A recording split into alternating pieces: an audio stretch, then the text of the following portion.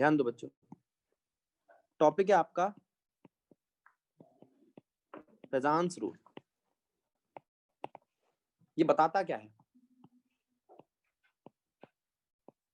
Covalent character of ionic compound, या आप ये कह सकते हो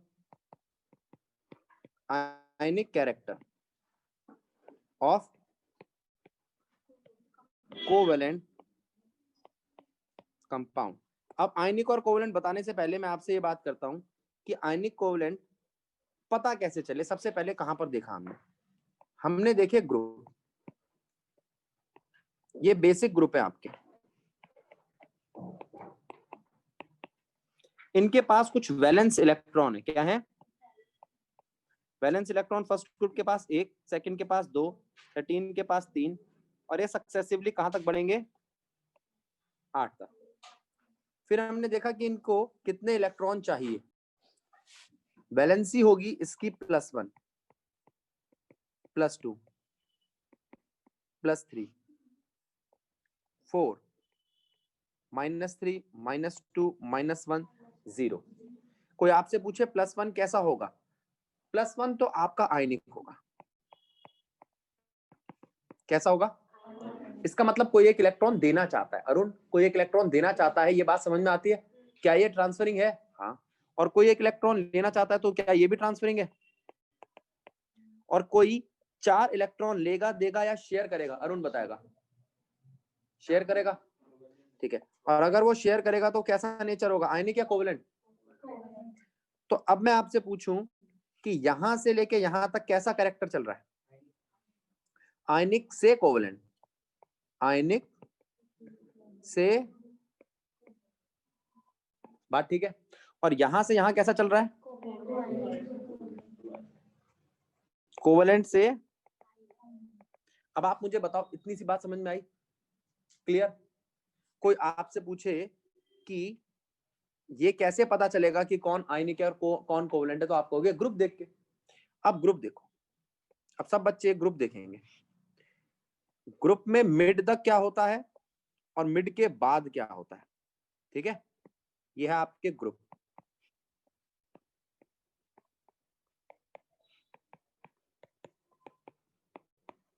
मिड तक कोवेलेंट कैरेक्टर इंक्रीज करता है, मिड के बाद हाँ कोवेलेंट कैरेक्टर डिक्रीज करता है या आयनिक कैरेक्टर। ये बात किसके समझ में आई? ये एक पॉइंट है। कोई आपसे पूछे तो ये क्या है? ये एक पॉइंट है आपके फजान रूल का, ठीक।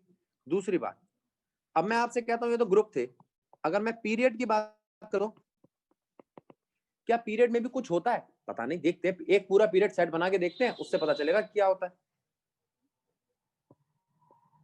ग्रुप फर्स्ट, और ये देखना, शायद आपको 10th की एक बात याद है, ग्रुप फर्स्ट में हमारे पास ये आते हैं,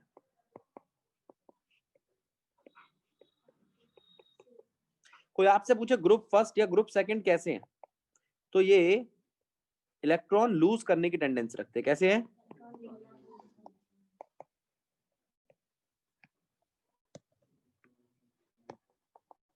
और जो इलेक्ट्रॉन लूज करना चाहता है वो कैटायन बनना चाहता है या anion?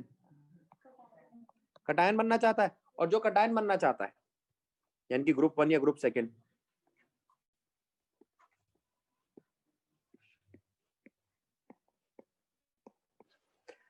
Down the group electron lose करने की टेंडेंसी बढ़ती है, कैटायन तो और अच्छा बनेगा। नीचे जाते हुए इलेक्ट्रॉन लूज करना आसान हो जाता है, तो कैटायन बनने की टेंडेंसी स्ट्रांग होगी। और कैटायन बनना तो आयनिक कैरेक्टर है, कैटायन आयन है कि नहीं? तो आप कहोगे down the group electron lose करने की टेंडेंसी क्या होती है? इंक्रीज। तो down the group ionic character क्या होगा?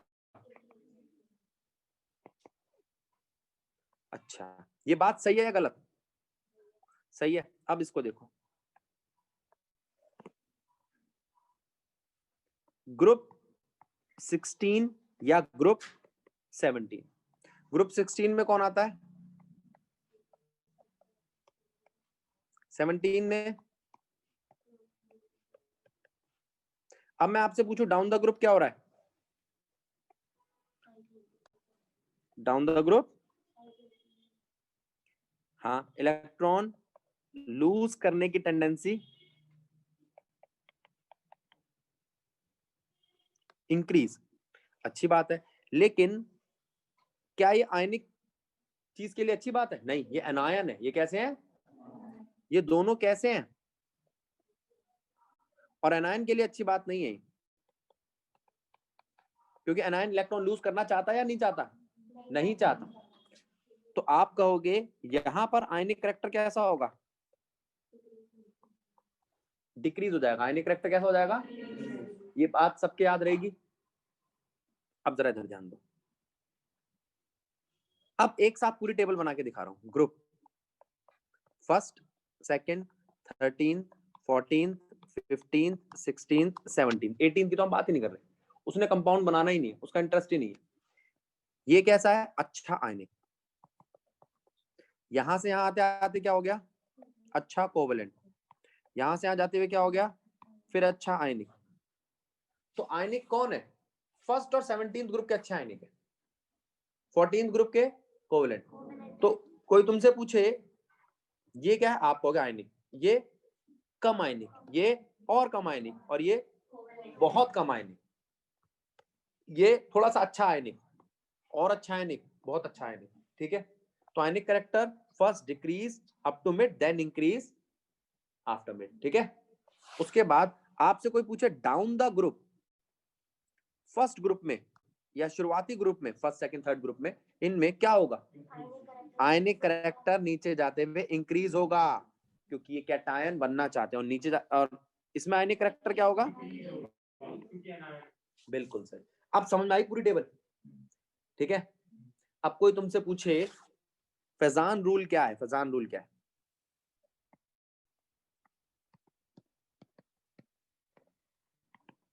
फैजान रूल की पहली बात,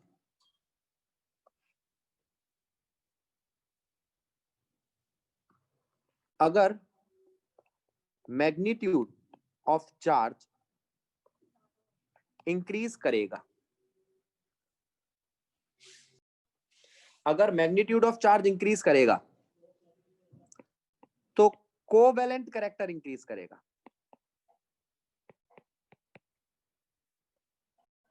दूसरी बात, अगर कैटायन का साइज इंक्रीज करेगा तो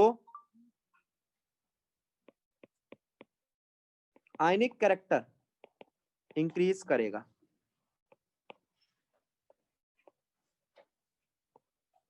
अगर एनायन का साइज इंक्रीज करेगा तो आयनिक कैरेक्टर, गलत है बात? ठीक है। तो हमने ये तीन बातें करी अभी तक। अब दिमाग में बात आती है, कहां गया 40 ये डी ब्लॉक? डी ब्लॉक का कैसे दिमाग लगाए? डी ब्लॉक कहां गया? भैया डी ब्लॉक बहुत कॉम्प्लेक्स है, कोई सीधी सादी बात नहीं। अगर मैं इसमें कुछ एग्जांपल्स उठाता हूं तो आप देखोगे कि डी ब्लॉक में तो ना एक एलिमेंट भी कई सारे ऑक्सीडेशन स्टेट दिखा रहा है। मैं एक लाइन लेता हूं पहली,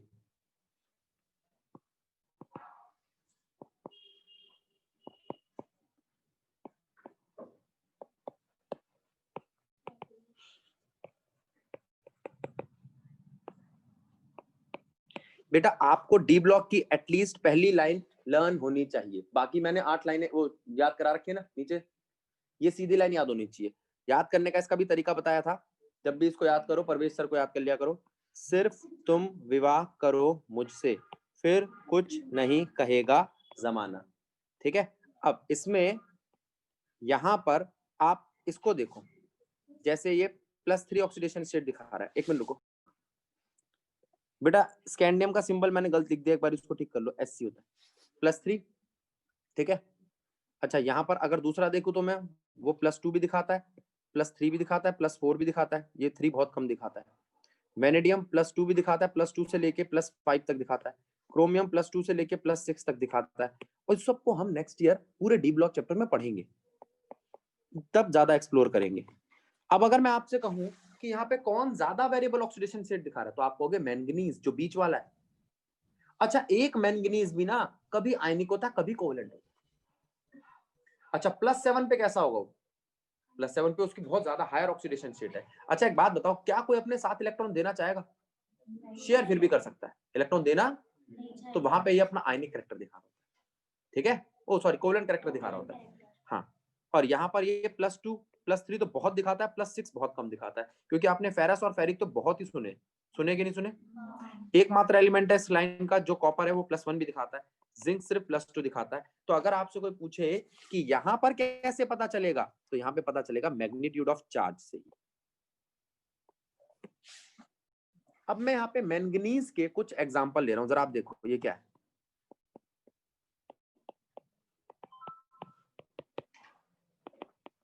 ठीक है, ये मैंगनीज के सिर्फ एक ही एलिमेंट कितने ऑक्सीडेशन स्टेट्स हैं? तो अगर आपसे कोई पूछे मैंगनीज का यहां से यहां जाते वक्त आयनिक करैक्टर क्या हो रहा है, आयनिक कैरेक्टर क्यों? +7 को इलेक्ट्रॉन लेगा या देगा नहीं, बांटेगा, शेयर करेगा। ये छोटा सा कंसेप्ट तो आपको दिमाग में फिट करना पड़ेगा, ठीक है? अब आगे जाके हम नेक्स्ट ईयर पढ़ेंगे, इसी वजह से इसकी एसिडिक प्रॉपर्टी में फर्क पड़ता है, ये ऑक्सीडेशन स्टेट्स है इसकी। अच्छा, एक बात बताओ, जो 7 पर बैठा हुआ है वो अपनी oxidation state, max oxidation state पे है, तो वहां से वो क्या करेगा? वो रिडक्शन करेगा। क्या करेगा? और ये क्या करेगा? अब ये तुम्हारे रेडॉक्स चैप्टर में आ गया, ये अच्छा ऑक्सीडाइजिंग एजेंट है, और ये अच्छा, ठीक है? अब कोई तुमसे पूछे मैंगनीज इन सभी में आयनिक कब है, तो आप ये कभी मत बोलो फलाना जगह पे आयनिक और यहाँ पे कोवेलेंट है। तो आप कहोगे फजान रूल ये बताता है कि कोई आयनिक कंपाउंड में, किसी भी कंपाउंड में कितना आयनिक कैरेक्टर है, कितना कोवेलेंट कैरेक्टर। वो कहता ही नहीं है कि कोई कंप्लीटली आयनिक है और या कोई कंप्लीटली कोवेलेंट है, वो कहता है पार्शियल है दोनों, थोड़े बहुत आयनिक, थोड़े बहुत। बात समझ में आई? ठीक है, अब हम नोबल गैस की बात करेंगे। पहले मैं नोबल गैस की बात करूं, फिर स्यूडो नोबल कॉन्फ़िगरेशन की बात करूंगा। पहले तो ये बताओ नोबल कॉन्फ़िगरेशन क्या है? कार्तिक बेटा, नोबल कॉन्फ़िगरेशन क्या है? सर जिसके शेल में इलेक्ट्रॉन्स फील्ड होते हैं, फुली फील्ड। 2n²। जिसके p सब शेल में 6 इलेक्ट्रॉन होते हैं। और स्यूडो नोबल कॉन्फ़िगरेशन क्या है बेटा? Sir NH2 NP NP sir NH2 N-1 D10। ठीक है, ये है क्या? D10 क्या है? क्या D10 नोबल कॉन्फ़िगरेशन है? नहीं। तो आप कहोगे क्या है भैया? अब स्यूडो का मतलब क्या होता है? जो लग रहा है लेकिन है नहीं। ठीक है, अब मैं आपको कहूं स्यूडो सॉलिड क्या होता है, आप कहोगे भैया शायद सॉलिड की प्रॉपर्टी दिखाता होगा, लेकिन होगा लिक्विड, जैसे हमारा कांच, ग्लास एक स्यूडो सॉलिड है। अब आपको क्या कह रहे हो भैया, हमने तो उसे सॉलिड ही देखा है। नहीं, वो थोड़ा थोड़ा फ्लो करता है, कई सालों में जाके हल्का सा फ्लो करता है। ऐसा कब पता चलता है? जब हम पुरानी बिल्डिंगों के कांच देखते हैं, वो नीचे से ब्रॉड हो जाते हैं, ऊपर से नैरो, तभी तो खड़खड़ करते हैं। लेकिन बहुत मिली mm, कई 1 या 2 mm मूव करते हैं वो 800-700 साल में, तो पता नहीं चलता, बहुत स्लो कर रहे हैं। ठीक है, फिर मैंने आपसे कहा स्यूडो सॉलिड का तो आपको पता चल गया, pseudo noble configuration. Noble configuration किसको कह रहे हो आप? ये कह रहे हैं कि भैया हम इसे नोबल कॉन्फ़िगरेशन कह रहे हैं। बड़ा अच्छा चीज पूछी है कार्तिक ने, ये है नोबल कॉन्फ़िगरेशन। कार्तिक बेटा यही चाहता है ना पूछना? Yes sir. लेकिन ये क्या है? ये तो खाली रह गया। NP6, NP6 का मतलब नोबल कॉन्फ़िगरेशन, क्योंकि 18th ग्रुप की कॉन्फ़िगरेशन है। और N-1 D10 कंप्लीटली फील्ड भी बहुत स्टेबल होता है, D10 भी काफी स्टेबल होता है। D10 कॉन्फ़िगरेशन स्टेबल कॉन्फ़िगरेशन है, लेकिन उसके बावजूद उसमें 2 इलेक्ट्रॉन बाहर बैठे होते हैं।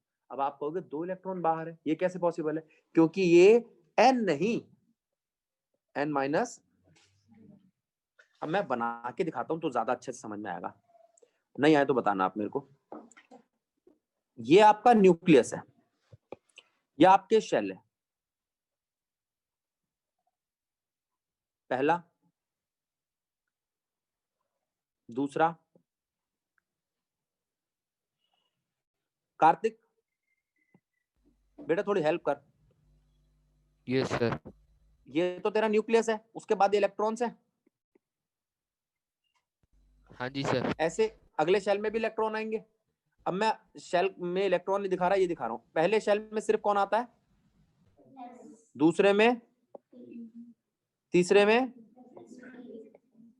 लेकिन हमारे पास ना एक एनर्जी लेवल का ऑर्डर था जिसे हम कहते थे n+l, उसके हिसाब से ये वाला डी अभी नहीं भरा जाएगा, ये वाला डी बाद में भरा जाएगा, ठीक है। अब जरा ध्यान देना, अब आएगा s, p, d और f, ठीक।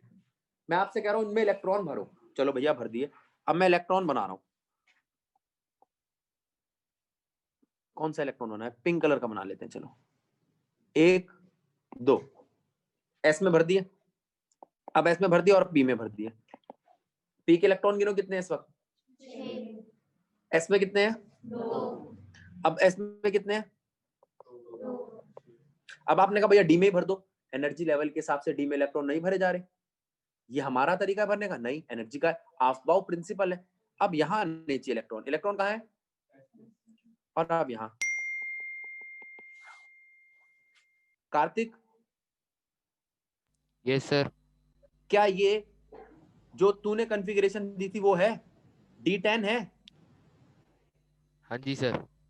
क्या ये स्टेबल है, बिल्कुल सही, कार्तिक ने कहा भैया ये D10 है और D10 स्टेबल कॉन्फ़िगरेशन है, मैं भी मना नहीं कर रहा, लेकिन तुझे कहीं ऐसे 2 इलेक्ट्रॉन दिखाई दे रहे हैं जो अभी भी निकलना चाहते हैं, हाँ जी सर। बता सही बात है गलत बात है, तो क्या ये सही नोबल बात है, सर। सर ये लेकिन नोबल एस भी तो तो फील्ड बनेगा, है। क्या है बेटा, सर एस भी तो फुल्ली फील्ड है। एस फुल्ली फिल्ड इतना मायने नहीं रखता, एस में तो 2 ही ऑप्शन होते हैं, हाफ फील्ड या फुल्ली फील्ड, और ये ओके बाहर सर। के 2 इलेक्ट्रॉन जो है ये इजीली रिमूव हो जाएंगे, ठीक है। तो कभी कोई आपसे पूछे डी ब्लॉक के एलिमेंट्स की फर्स्ट और सेकंड आयनाइजेशन एंथैल्पी कम क्यों होती है, बता देगा, ये है तो अगले साल का क्वेश्चन, लेकिन अब हमें पता चल चुका है, क्योंकि इसमें लास्ट शेल में 2 इलेक्ट्रॉन होते हैं और लास्ट शेल के इलेक्ट्रॉन निकालना आसान होता है क्योंकि न्यूक्लियस से दूर होते हैं, क्या होते हैं, न्यूक्लियस से दूर होते हैं। कार्तिक बात ठीक है या गलत है, जल्दी बता। यस सर ठीक है। अब जो तूने पूछा था तेरा वाला क्वेश्चन समझ में आया तेरे को, सर एक बार फाइनली स्टेटमेंट बता दो। फाइनल स्टेटमेंट यह है कि स्यूडो नोबल कॉन्फ़िगरेशन में 2 इलेक्ट्रॉन लास्ट शेल में होते हैं, जो डी ऑर्बिटल है वो कभी भी लास्ट नहीं, लास्ट बट 1 शेल भरता है, इसलिए वो स्यूडो नोबल कॉन्फ़िगरेशन जो है वो नोबल कॉन्फ़िगरेशन के तौर पे ट्रीट नहीं की जाती। जिंक इस कॉन्फ़िगरेशन का एक एग्जांपल है जो +2 ऑक्सीडेशन स्टेट दिखाता है, और कैसे दिखाता है, स्टेबल +2 ऑक्सीडेशन स्टेट दिखाता है, हाईली स्टेबल, और जिंक +2 बनने के बाद कभी भी +3 नहीं बनेगा और +1 भी नहीं बनेगा, ठीक। सब बच्चे ध्यान देंगे, अगर मैं जिंक को लेता हूं, किसको लेता हूं, और उसके साथ बैठाता हूं ऑक्सीजन, कौन बैठाता हूं, जिंक तो मेटल है, ऑक्सीजन को इलेक्ट्रॉन देना चाहता है, बिल्कुल, तो ये तो मुझे ज्यादा अच्छा आयनिक दिखाई दे रहा है, दे रहा है। अच्छा अगर मैं जिंक के साथ बैठाता हूं क्लोरीन, कोई दिक्कत नहीं है, अच्छी बात है, ठीक है कि गलत है, लेकिन अगर मैं जिंक के साथ हाइड्रोजन बैठाऊं तो जिंक तो अपने अब भी इलेक्ट्रॉन देगा, लेकिन उतना आसानी से हाइड्रोजन इससे इलेक्ट्रॉन छीन नहीं पाएगा, तो अब बता कहां पर आयनिक दिख रहा है और कहां पर कोवेलेंट कैरेक्टर दिख रहा है, सर हाइड्रोजन के साथ कोवेलेंट दिख रहा है।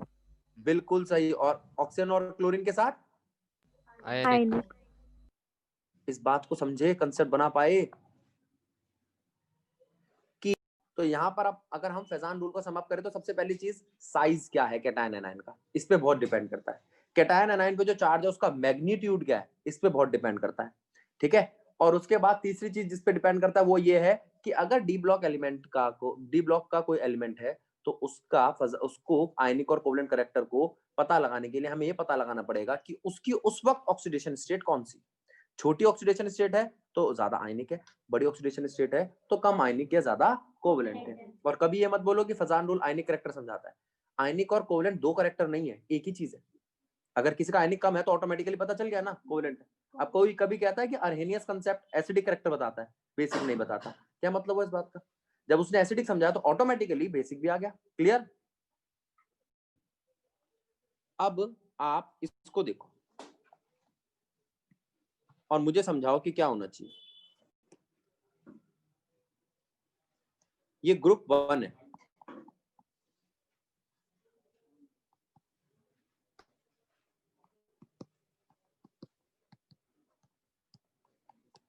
ये सारे कैटायन है, तो down the group ionic character क्या करेगा? Increase. Very good. Down the group ionic character increase. तो लिथियम आयनिक होगा या कोवलेंट? ज्यादातर कोवलेंट होगा। नीचे जाते में आयनिक कैरेक्टर इंक्रीज कर रहा है तो ऊपर वाला कमजोर होगा ना। और रुबिडियम या सोडियम पोटेशियम ये सब क्या हुआ करेंगे? आयनिक। या सीजियम क्या होगा? ठीक है, ठीक है बेटा। अब ग्रुप 17 देखना,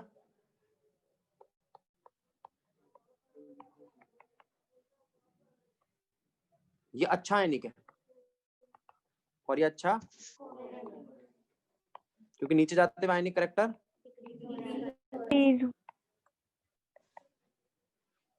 अब मेरी बात सुनो, लिथियम के साथ अगर मैंने आयोडीन बैठाया इसको और इसको तो वो कैसा होगा? आयनिक या कोवलेंट? और अगर सीजियम के साथ फ्लोरीन बैठाया तो?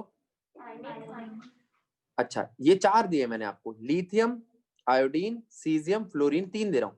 एक ले रहा हूं मैं लिथियम और फ्लोरीन। सबसे अच्छा आयनिक कौन सा है? Caesium fluorine. मैं आयनिक कैरेक्टर की बात कर रहा हूं ना, तो आयनिक कैरेक्टर में सबसे अच्छा तो ये है, उससे कमजोर ये, और उससे भी कमजोर। अब आपने कहा भैया ये तीनों तो समझ में आ गए, अगर कोई ये भी क्वेश्चन दे दे तो लिथियम और ऑक्सीजन, भैया इसका तो चार्ज ही बढ़ गया, मैग्नीट्यूड ही बढ़ गया, तो ये कम होगा आयनिक, क्योंकि इस पे +1 है तो कोई दिक्कत नहीं, लेकिन इस पे तो बात समझ में आई। तो लिथियम का ऑक्साइड ज्यादा कैसा होगा? आयनिक या कोवलेंट? कोवलेंट ज्यादा होगा। कैसा ज्यादा होगा? याद रहेगा, क्योंकि अब आपने क्या बदल दिया, इसका मैग्नीट्यूड बढ़ा दिया। मैग्नीट्यूड बढ़ने से कोवलेंट कैरेक्टर बढ़ता, आयनिक। किसके बात समझ में नहीं आई? अब ये तो हुई फैजान रूल की बात। अब हम गौरी की प्रॉब्लम। अब सारे बच्चे इसको देखो, ये क्या है? नाइट्रोजन। नाइट्रोजन पे साफ साफ आपको दिखाई दे रहे ट्रिपल बॉन्ड है, ये तो बहुत अच्छा कोवलेंट नेचर का है। अच्छा, अब देखो K2O, हाँ इस पे -2 का चार्ज है। अब K के साथ मैं ले रहा हूं